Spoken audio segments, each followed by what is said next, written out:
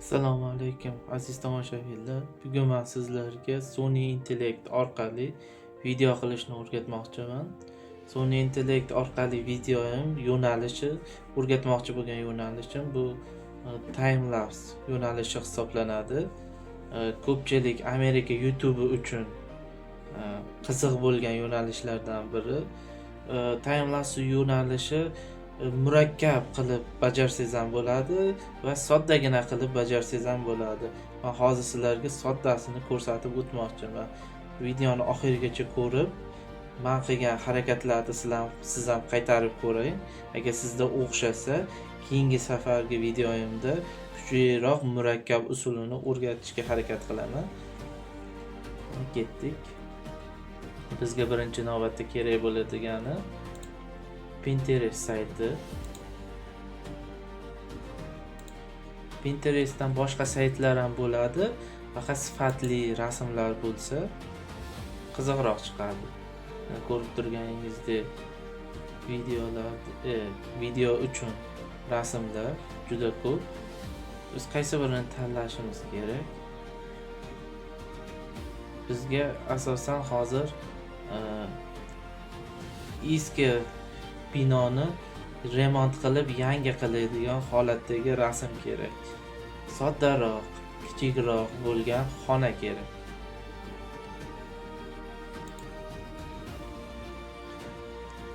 Misol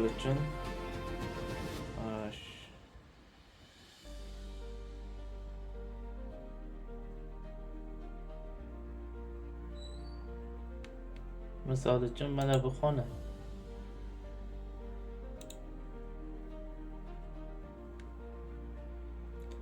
Buni avvalambor o'zimizga yuklab olamiz. Sketch'a bo'ldi. Endilikda hozir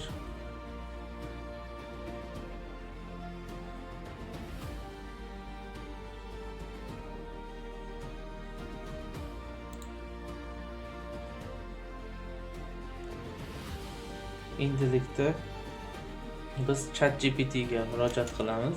ChatGPT da faqatgina savol berib javob olish yoki bironta promptni yasab ber deb buyruq berishimiz shart emas. ChatGPT da ko'pgina funksiyalari bor. Bu funksiyani biz topishimiz mumkin. Restoration time lapse ga bosamiz.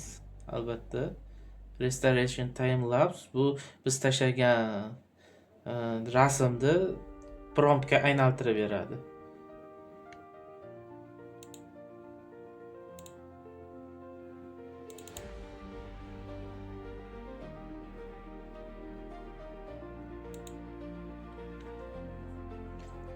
Bu yerda 4 bosqichli harakatni amalga oshirish uchun prompt tashlab beradi. Ya'ni 4 ta rasm, 4 ta video prompt.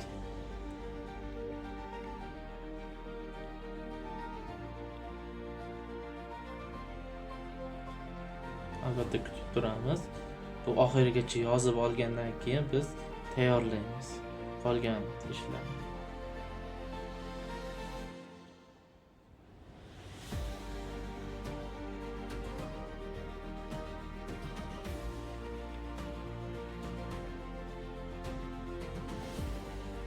Rasm promptlarini barchasini yozib bo'ldi. Hozirda video promptlarni yozyapti.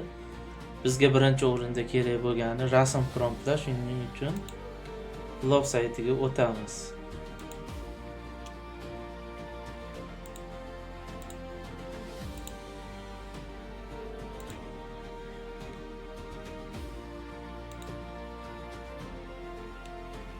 Mana blog saytiga ham o'tib oldik.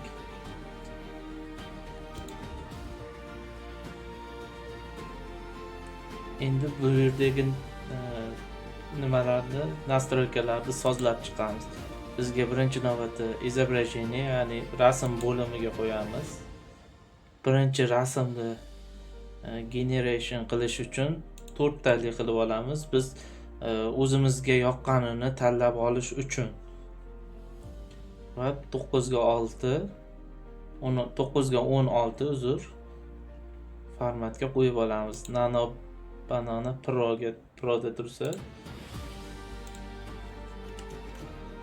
birinchi rasmni kopiya qilib olib, nusxalab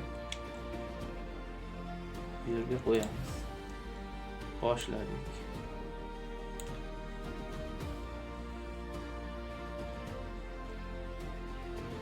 Biz hozir sodda holatdagi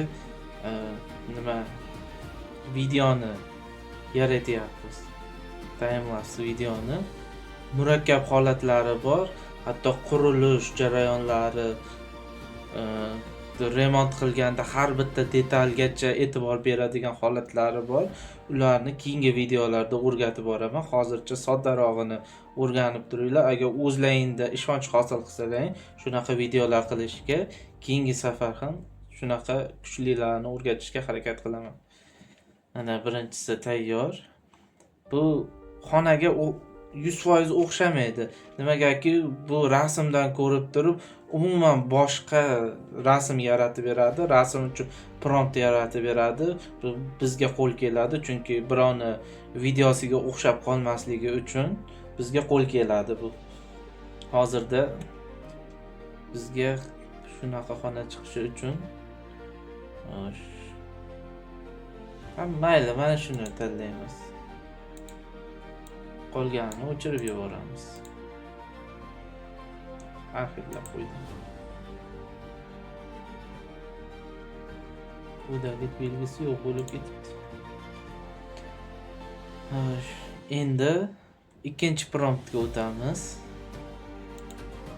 Ikkinchi promptni qo'yishdan oldin biz buni shunday ushlab bu yerga joylashtiramiz va ikkinchi promptni qo'yib yuboramiz. Biroz xato qildim, uzr. Bularni hammasini o'chiramiz. Chunki bizga 4 ta kerak emas, 4 ta rasm, chunki birinchisini tanlab oldik. Bu yog'ini o'zi xohlagandek qilib tanlab olish kerak, chunki har xil bo'lib qolishi mumkin rasmlarimiz. Buni bittaga qo'yamiz. Keyingi videoni rasmimiz faqatgina bitta generation bo'ladi. Nusxalab olganimizni qaytadan qo'yamiz. Jo'natamiz.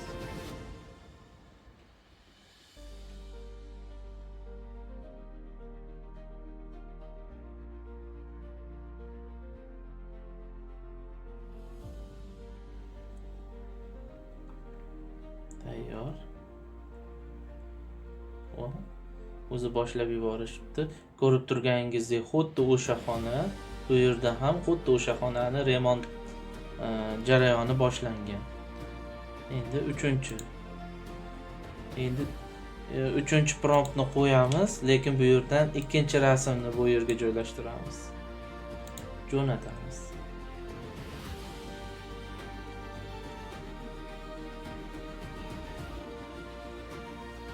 Bu videoni sodda bo'lgani uchun где-то 10-15 daqiqada tayyorlasa bo'ladi, lekin keyingi murakkablarini biroz vaqt ketadi, chunki ular murakkabroq.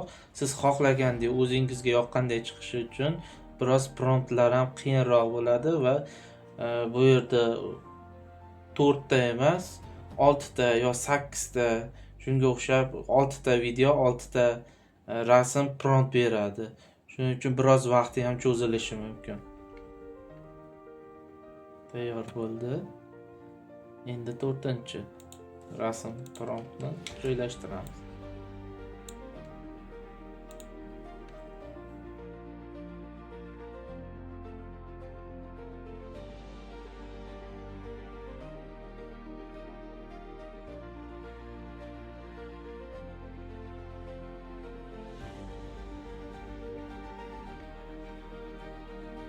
Mana tayyor bo'ldi. Bu so'nggi bosqich.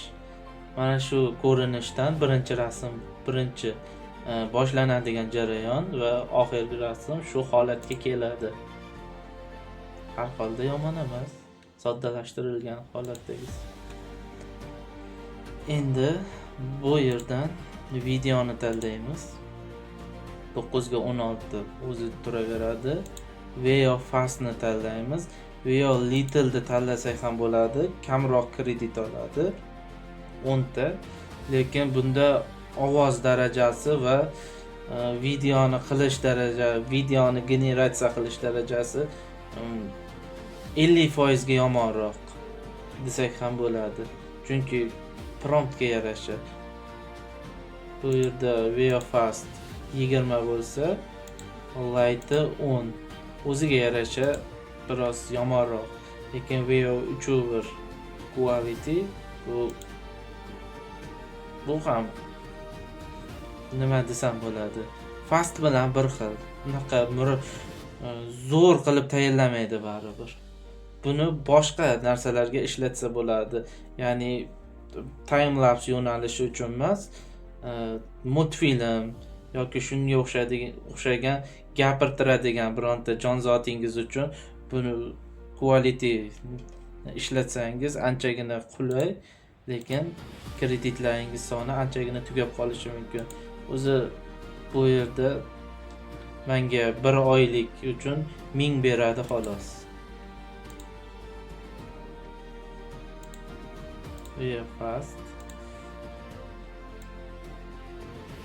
birinchi va ikkinchi rasmlarni joylaymiz va mana ko'rib turganingizdek 4 ta video uchun prompt bergan.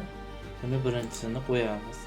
Birinchi va ikkinchi rasmlar uchun birinchi video promptni qo'yamiz. Esingizdan chiqmasin.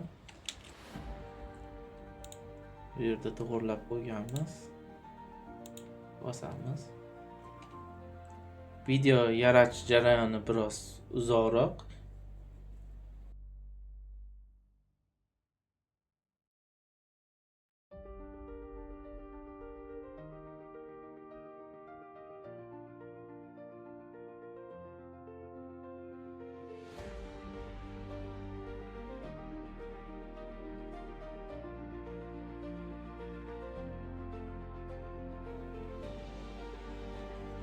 Mana birinchi videomiz ham tayyor bo'lib qoldi.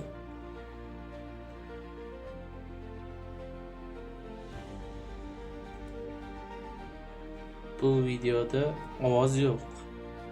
Biroz xatolik ketgan. Hech qisi yo'q, buni tuzatsa bo'ladi. Videoni oxirigacha ko'rib tursalaring, hammasini o'zim ko'rsataman. Ana endi ikkinchi promptni, video promptni yuklaymiz. Va endi e'tibor bering, ikkinchi rasmni birinchiga qo'yamiz va uchinchi rasmni ikkinchiga qo'yamiz.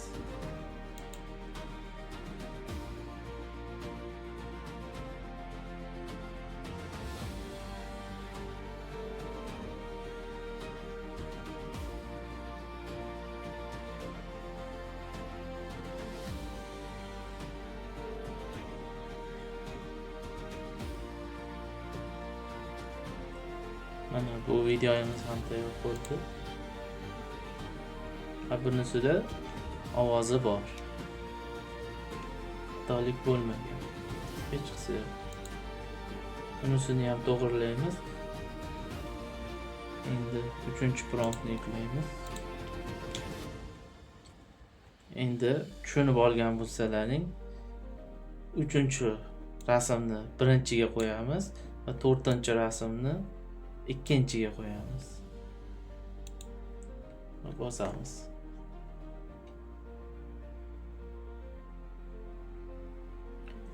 Menda umuman bu videolar uchun kurs qilish niyati yo'q.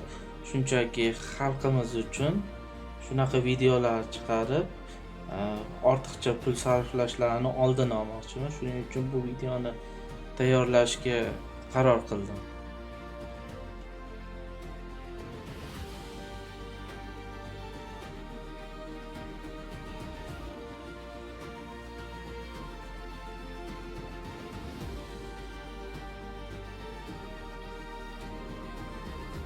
Mana bunisi videomiz ham tayyor bo'ldi. Buni ham ko'ramiz.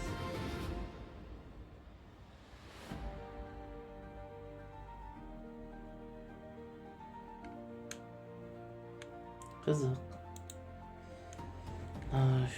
Ana endi 4-video promptni olamiz. siz aytishingiz mumkin bu yerda rasmlar tugadi-ku deb, lekin 4-video prompt faqat 4-rasm uchun. Bu yerda ikkita rasm qo'yish shart emas. Chunki bu xonaning oxirgi final bosqichidagi xona qanday bo'lganini ko'rsatadi. Faqat tayyor holatini ko'rsatadi. Final bosqichi hisoblanadi bu. 4-promptni olamiz va bu yerdan videodan aberratsiya degan joyini bosamiz.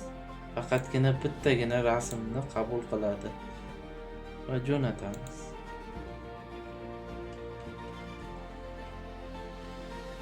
Vaqtdan yutish uchun albatta ularni yuklab olamiz.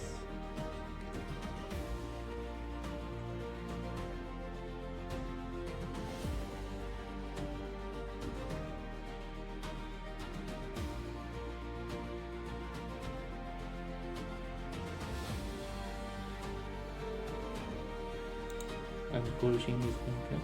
Bu final bosqichi. O'zi muzika ham qo'ygan, lekin mos tushmagan. Buni ham yuklab olish uchun bosamiz.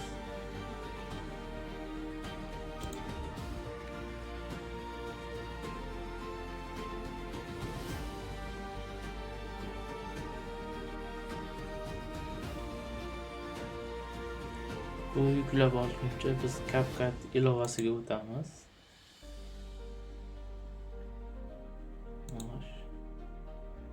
Bu yerdan hozircha uchta tayyor bo'lgan videomizni olamiz. 4-chisini ham yuklab bo'lishini kutamiz albatta. Bizga bular barchasi kerak bo'ladi.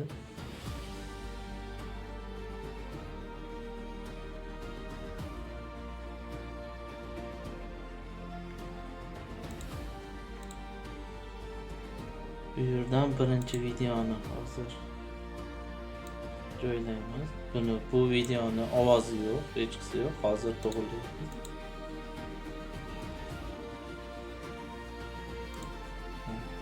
Bunisi ikkinchisi. Bunisi uchinchi video.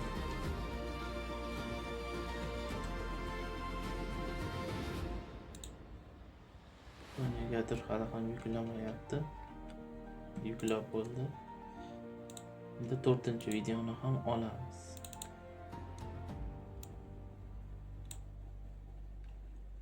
Mana endi shu bilan ish bitdi deb o'ylamanglar. Bu yerda ovozlar har xil chiqqan.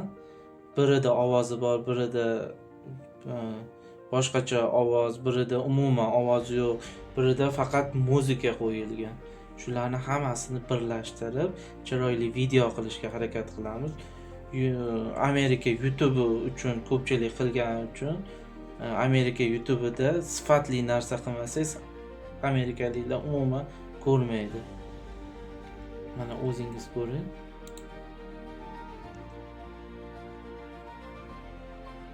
Umuman ovoz yo'q. Va bu yerdan ovoz boshlanib ketgan.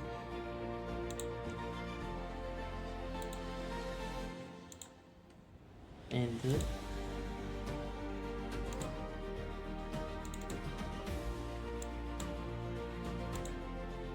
YouTube uchun maxsus tayyorlab qo'ygan musiqalarini qo'yaman.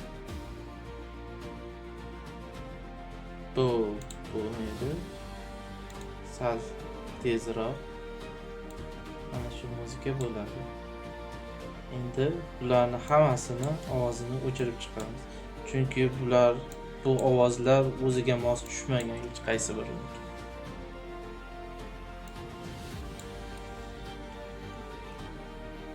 Va bu yerdan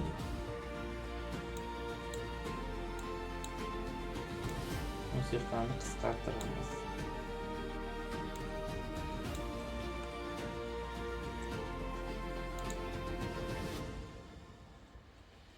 O'zingiz ko'rib turganingizdek san'at asari.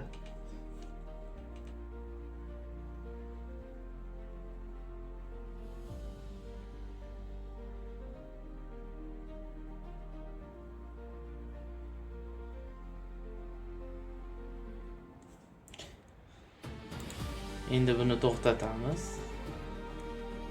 Bu yerda tugash qismini albatta birozgina olib kelishimiz kerak. Chunki musiqa birdaniga to'xtab qolmasligi kerak. Shuning uchun sekin astalikda to'xtashi uchun buni qo'yamiz.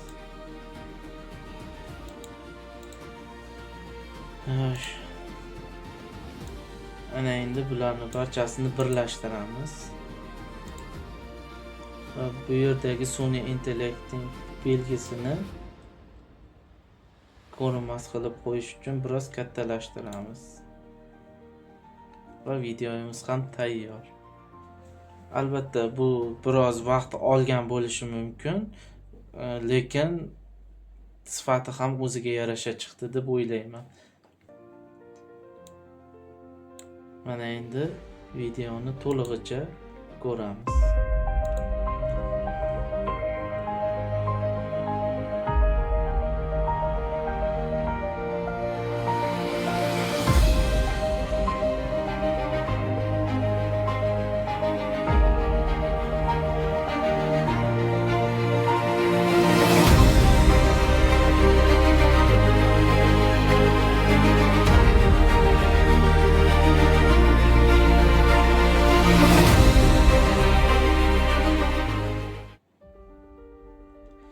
Mana aziz do'stlar, ko'rib turganingizdek videomiz ham tayyor bo'ldi.